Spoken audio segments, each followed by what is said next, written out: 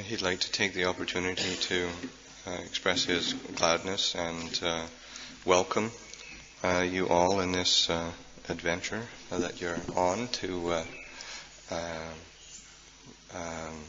have the opportunity to create a greater understanding of Buddhism from the in Thailand, where you have some affinity because of the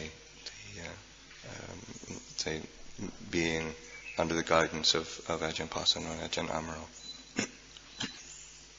So this is an opportunity for you all to have had, the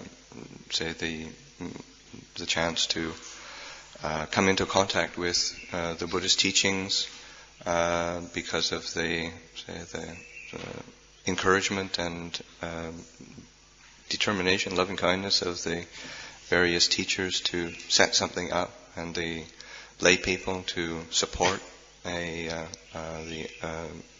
coming into being of a monastery in America.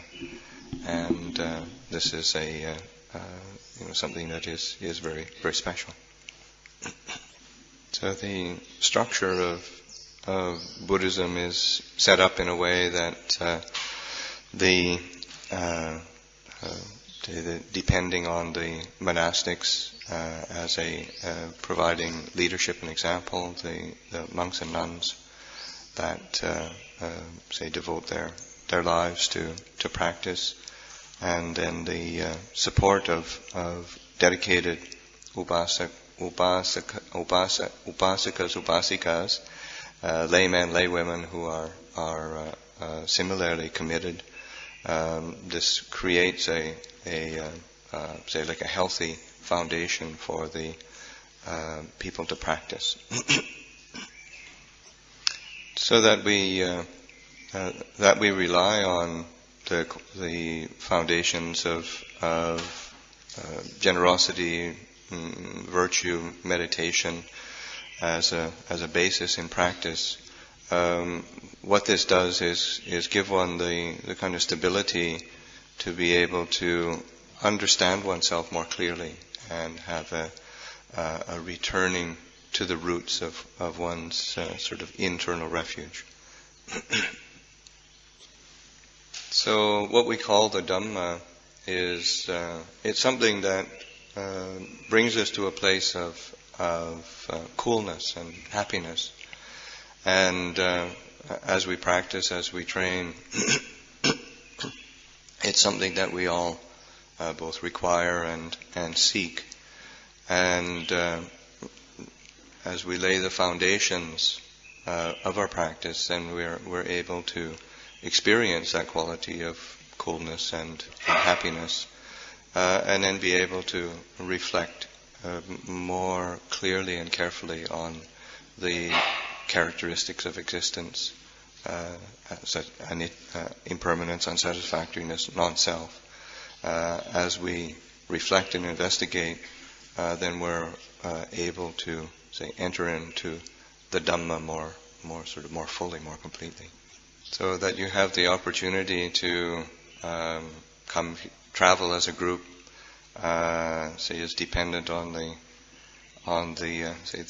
loving kindness and effort of the teachers. And he said it's not easy to be trying to organize or lead a group of people, and he said he requests or encourages everybody to make a special effort to be attentive to each other as a group, and then also to be attentive to what you're coming into contact with, so that it really allows you to increase your faith and effort in the practice of Dhamma, so that ultimately this is something that you'll be able to be taking back to America with you, back to the West, and back to your practice and back to your communities. So when we practice the Dhamma, then we're able to and rely on the qualities of faith and effort, then we'll be being able to see for ourselves this Dhamma, this truth. And this isn't something that is, say, peculiar to Thailand or peculiar to the West. This is a teaching, the Buddha's teaching is something which is universal, that we're able to recognize. It does rely on establishing mindfulness. Mindfulness is an essential quality, that cultivation of awareness that allows one to recognize and see things clearly, and particularly reflecting on deeply into the nature of the characteristics of existence, of impermanence, unsatisfactoriness, non-self. These are aspects of truth that we recognize more clearly, and they start to open up implications that are make us very, very peaceful. So as we have faith to practice, then we have to implement that, put it into practice, and be training ourselves. The developing of the different types of meditation, whether they're techniques of tranquility or techniques of insight meditation. Actually, these are not really separate things. Ajahn would never really draw a big distinction between them. It's all these are aspects of practicing the Dhamma. Something that is important to pay special attention to is just mindfulness of breathing, and establishing the foundation of awareness in the body, so that bringing attention and bringing awareness back into the body, back into the tangible experience of the breathing, and using that as a base, so that we can, as we put forth that effort, and this is something that Ajahn Chah similarly emphasized, that in order to experience the fruits of practice, then we have to put forth effort. We have to be diligent in the practice, and but as we do put forth effort in the practice, and we find that a natural result is that the mind becomes more peaceful. There's a sense of joy arises in the mind, and a joy in the Dhamma, joy in this truth, in the teachings of the Lord Buddha.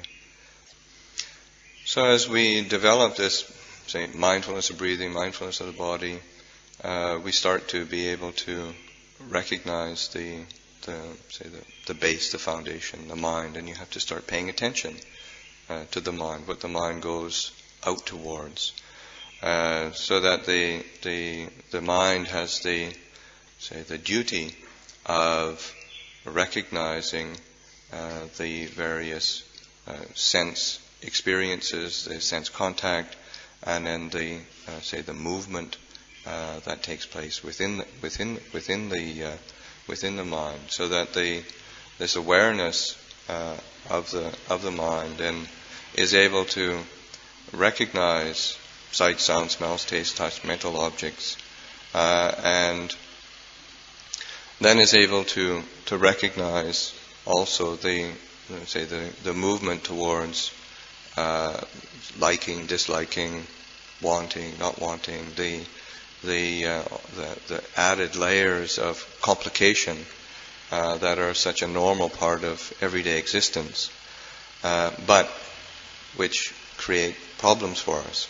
So that as we recognize more clearly, and until we are able to have a consistency of mindfulness and a stillness, a tranquility of mind, clarity of mind, then we'll still get caught up in the reactions, in the sort of the movement of the mind. So that we need to be diligent. Our diligence is in the cultivation of awareness and clarity and stillness, so that we can recognize that movement and then not get caught up in it. So the development of awareness and mindfulness, as we investigate and recognize, we can see how the mind goes toward those reactions of, say, gladness and sadness, and the liking and disliking. And that in itself is the sort of the extremes that the Buddha pointed to as outside the middle way. That when the mind goes to gladness, liking, that's essentially the Kama Sukha Lakkhana Yoga, which is the extreme of sensual indulgence from the very first teaching of the Buddha. When the Buddha pointed out the Four Noble Truths, that was the extreme, one of the extremes that the mind goes to, that keeps us from experiencing truth and keeps us suffering. When we experience disliking, not wanting, that in itself is the Attakila Matana Yoga, the extreme of I can't remember how to translate it, but you all know it. That extreme of the movements of the mind is keeping the mind out of balance. So that as we investigate and recognize and step back from those extremes, then the mind is able to find its point of balance. As it finds its point of balance, then we can truly sort of enter into the peace of the Dhamma. So as we investigate and cultivate this awareness that comes to a point of balance, we start to recognize and it's important to investigate the point of that all mental formations, all physical formations, body, mind, are all impermanent, all changing. As if we continue to watch that closely, then we're able to start to really let go. We're really starting to relinquish, to release our attachments to things. So that's this cultivation of awareness is just very much a central key. And this is something that to be practicing, developing. You're here in Thailand, going around to different monasteries. This is what you cultivate. You go back to America. This is what you cultivate. This mindfulness awareness that's watching. Whether you're walking, sitting, standing, lying down, this is the foundation to be cultivating this awareness that's able to watch and see clearly the extremes and then the letting go, because it is impermanent and insubstantial. So a common experience for anybody who's practicing in this path is there's always doubts come up, or wavering, uncertainties, and these doubts and uncertainties in the practice, is the method right? What method should I use? What does that mean? All of these things are really not resolved through a lot of external kind of information, but by the internal practice of the mindfulness and clarity that you're cultivating, so that as you put the teachings into practice and experience a continuity of awareness and a clarity of mind, you'll find that the doubts will fall away on their own. There'll be a greater degree of certainty in practice, and that is quite natural. So that it's also important to recognize that, to get caught up in, say, doubting about the teachings of various teachers or methods and whatnot, but just to recognize that, he said, and you'll notice that the really your teachers in America, Ajahn Pasano, Ajahn Amaro, basically they're teaching you to be mindful and relinquish. You come here to Thailand and you go to various places, and that's what you're going to get. That's the teaching that you're gonna get. It's this because this is really the way to this cultivation of mindfulness, the developing of a stillness, clarity of mind, in order to see clearly the true nature of things, and then be able to relinquish and let go. That's it. So he said that's probably enough for now, but he'd like to give the opportunity to open it up for questions if anybody has any questions they'd like to ask, or open it up for discussion. Yeah.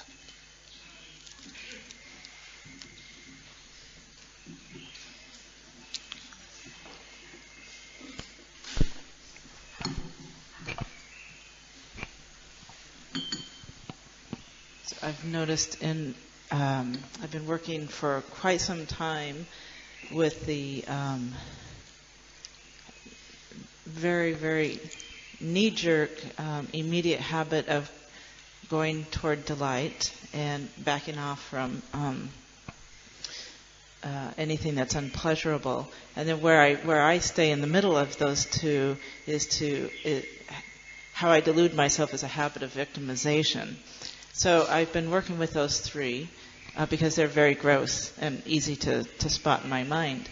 As time has gone on, I have noticed an ease of and a lessening of the pattern of going toward delight. So the passion for pleasurable experiences has lowered, though the delight in pleasurable experience is still delightful.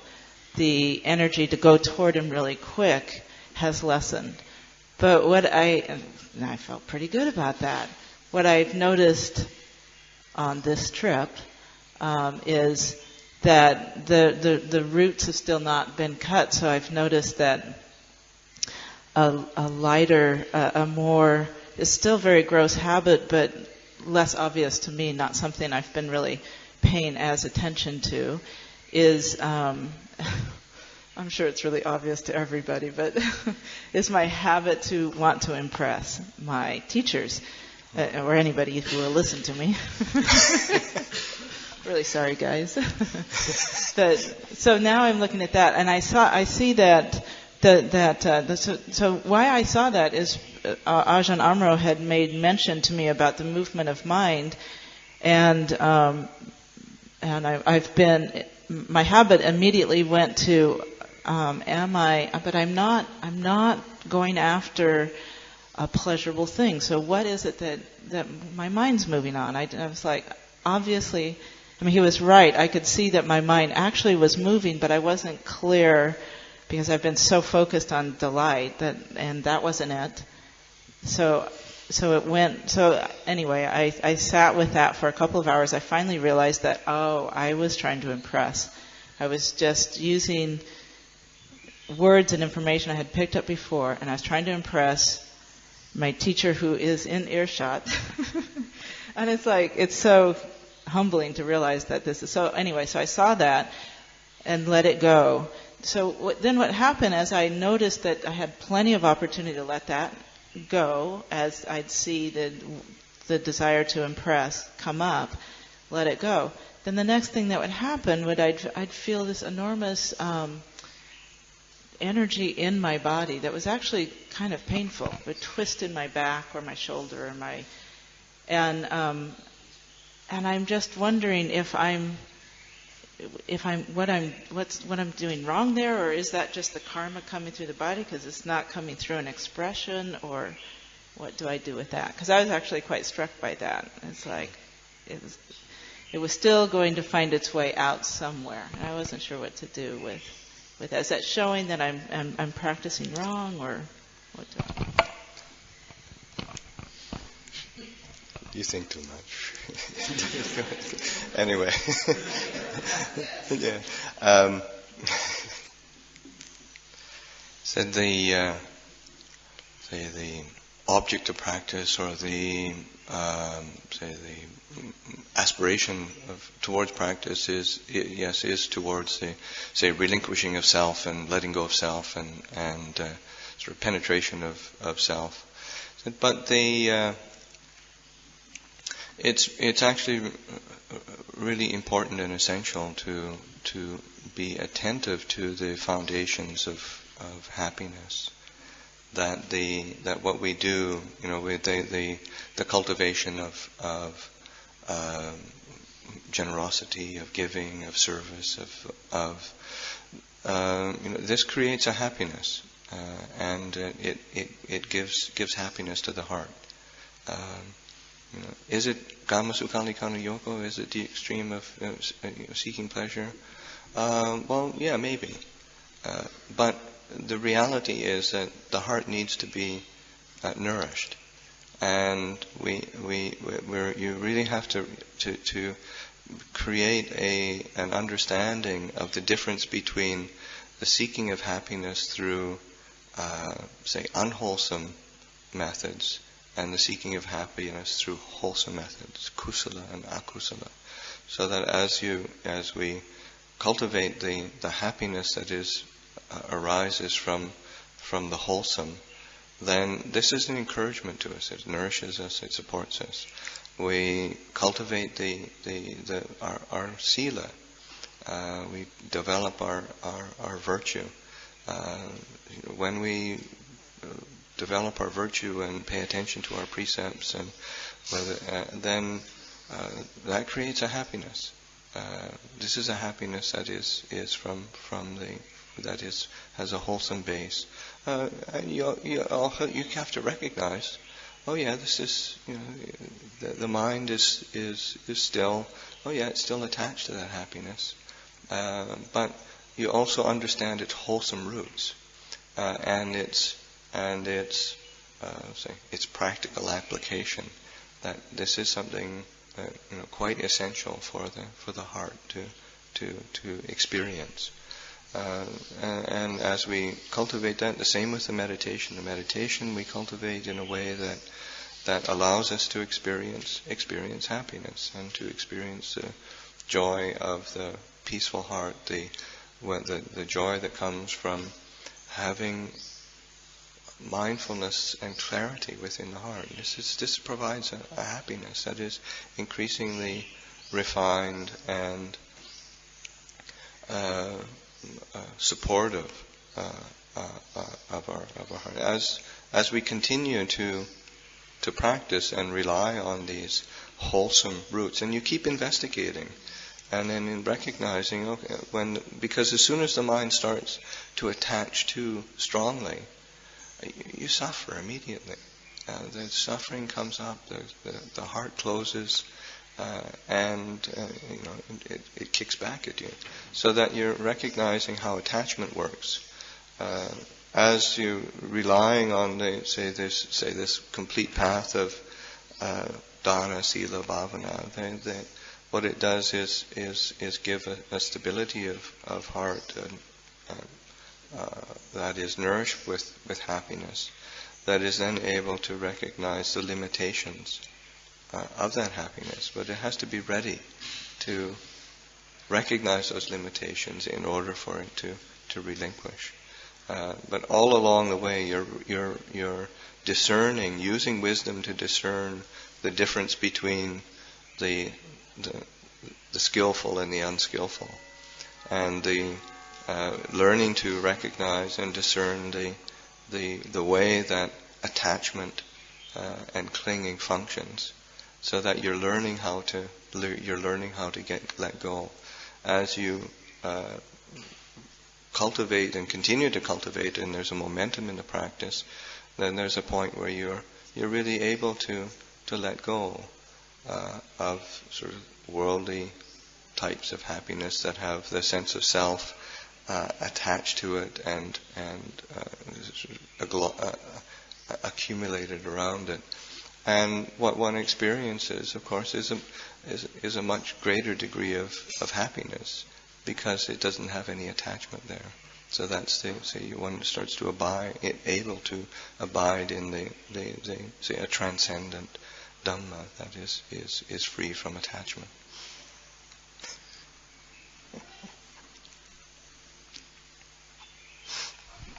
Yes, Kat.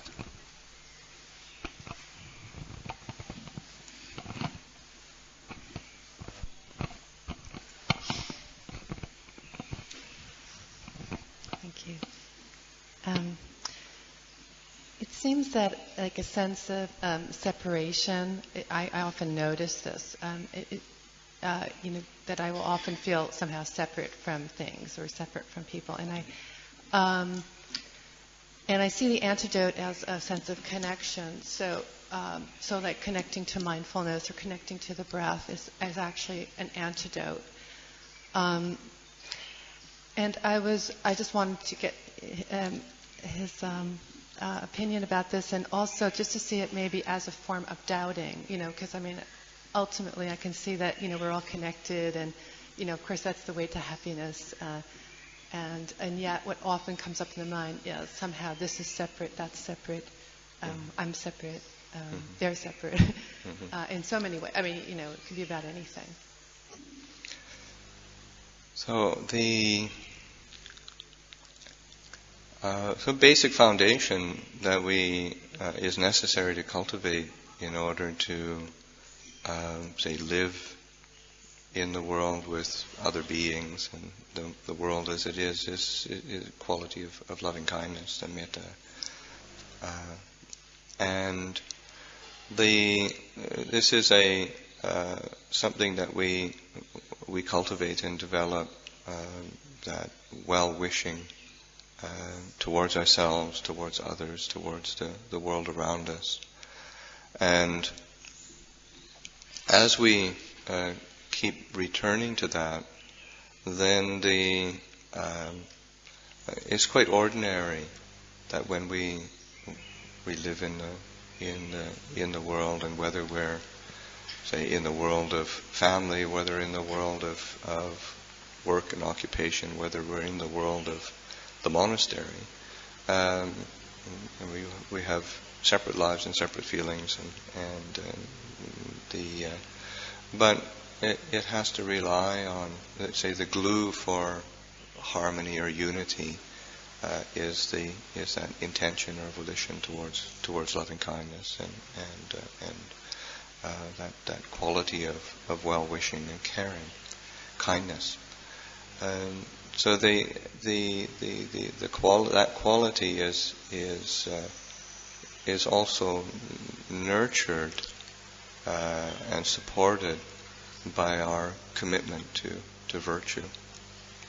And as we are well established in virtue and a quality of restraint, non-harming, and we might even feel like lashing out or whatever, but at least the precepts give us a container where we're not following it, not getting caught up, and as we understand and take delight in the benefits of that container of integrity and virtue. Again, that we experience a quality of well-being. We always have to rely on mindfulness, and that the mindfulness, the continuity of awareness, the ability to sustain reflective investigation of the circumstances that we're in,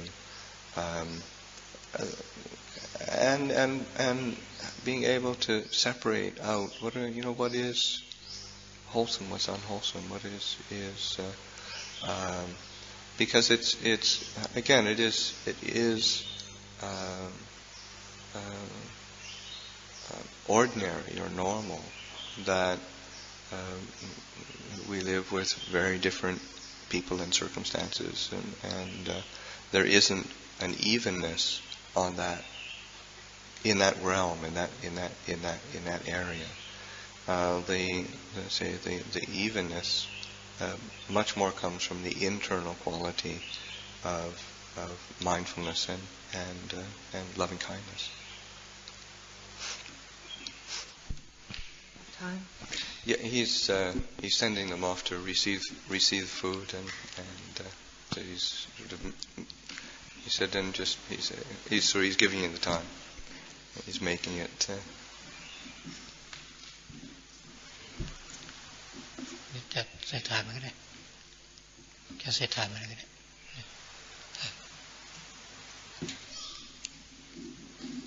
In a train, if I can manage it.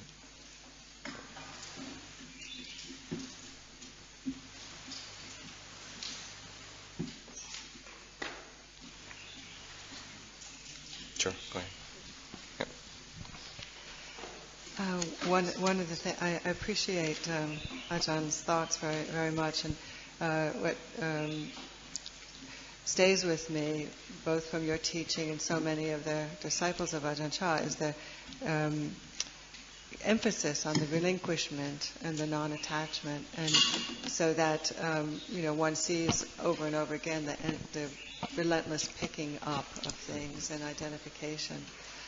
So I find that very helpful practice, and certainly work with that. I also have friends who emphasize sort of the non-dual approach, where it's more a case of finding the peace and staying there, not picking things up in the first place, like working in that direction. And I've resisted that. And I think that there's some very important truth in that. And I just thought that Ajahn might have some thoughts about how to reconcile these two approaches that might be helpful. He said the purpose of practice is the end of suffering.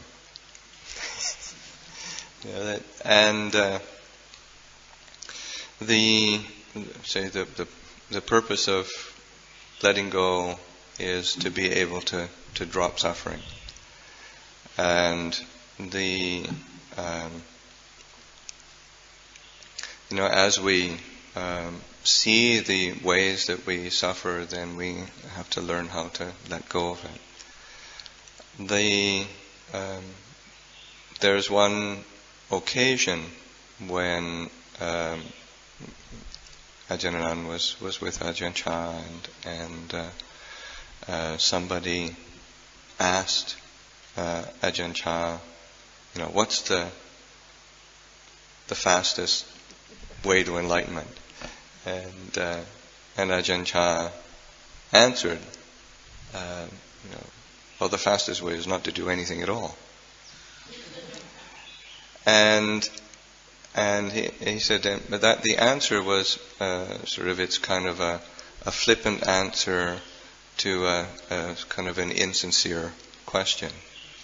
But also in speaking with Ajahn Chah and in reflecting, that the answer has two levels. So that the flippant sort of answer, but then also the very deep meaning to that is exactly the same. That what is the fastest way to enlightenment? Well, you don't do anything at all, and because the nature of the mind is that there is this purity, there is this illumined heart which is free, which if you don't do anything, there it is. He says, which is a wonderful theory. So but is that actually how we relate to experience? You know, is that actually how people live their lives? So then, if that is, if one doesn't live from the enlightened mind, then what do you do? So then, what you do is you have to start recognizing where is the clinging, where is the suffering. How do I relinquish it? How do I let go of it? And that is say the nitty-gritty practicalities of working with Dhamma practice, is that you have to start recognizing, there's selfishness there, there's kind of stinginess there. Well, you work with generosity. Oh, there's anger, there's irritation. Oh, you're working with loving kindness. Okay, there's sort of impetuousness and whatnot. Okay, you're working with patience, and all of that you're having to relinquish and let go of that which is causing suffering, so that in the end, where one ends up is in a place of, as one increasingly is able to let go, to put down, and not pick up again, then the mind experiences a tremendous emptiness and clarity. But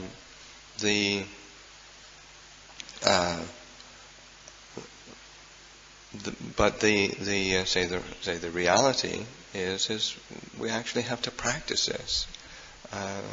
He says, and if that is how we function, in the sense that, unless we're functioning from the completely enlightened mind, then that's what we have to do. So that the attentiveness to letting go, learning how to relinquish, let go, but also recognizing that is, there's a truth to that. It's not as if it's not true. But how do we get there? How do we reach that? How do we work with that in a day-to-day basis, so that's attention is placed on that, the practicalities of letting go, so that we're cultivating the path of sila, samadhi, panya, and this path supports the heart of relinquishment and letting go.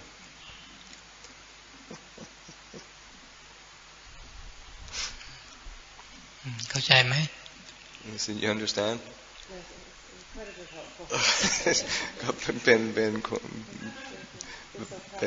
think the relinquishing is such a practical approach. The other seems unrealistic. But I can see that there's truth in it. So he said, you keep practicing letting go, and whether people sort of whatever they say about it or don't agree with it, then you just keep practicing letting go.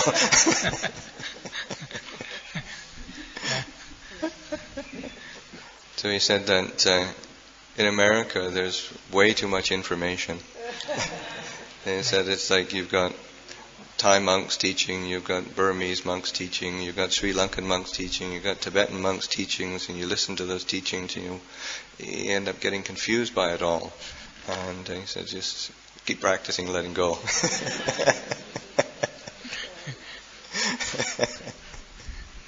So he said, all of the different teachings, I mean, this is where they end up, in the sense of the development, the basic overarching principle of the Buddhas of sila, samadhi, panya, virtue, meditation, wisdom, and then arriving at a point of relinquishment and letting go, freedom. It comes together at this point. All these different teachings. They said, try not to get too caught up in doubts and worry, because even though it's quite natural to doubt, he said, my generation of practitioners, we all had doubts. the people who practiced before that all had doubts. And it's quite natural for to be having doubts. He says, but it's just so important to be able to discern. Okay, what are the practical ways to train the heart so that the mind doesn't get stuck or caught by that doubting.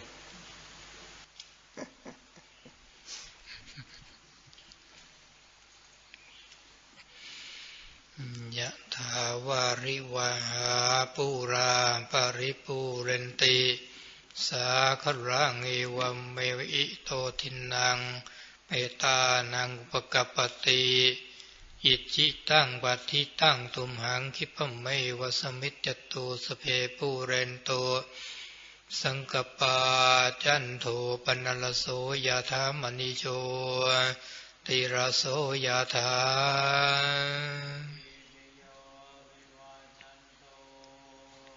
Sambharo Govinasatur Mahate Bhavan Vandarayo Sukhiti Yuko Bhava Abhivandana Silisa Nityam Pachayino Chattaro Dhamma Vadante Ayuwano Sukhaṅ Paraṅ Ayutho Bharatho Thilo Vanato Patipanato Sukha Sathata Medhavi Sukhaṅ Sohatikācate Ayung Tatava Balaṅ Vanaṅ Sukhaṅ Ca Patipanato Ikayuyan Suvahoti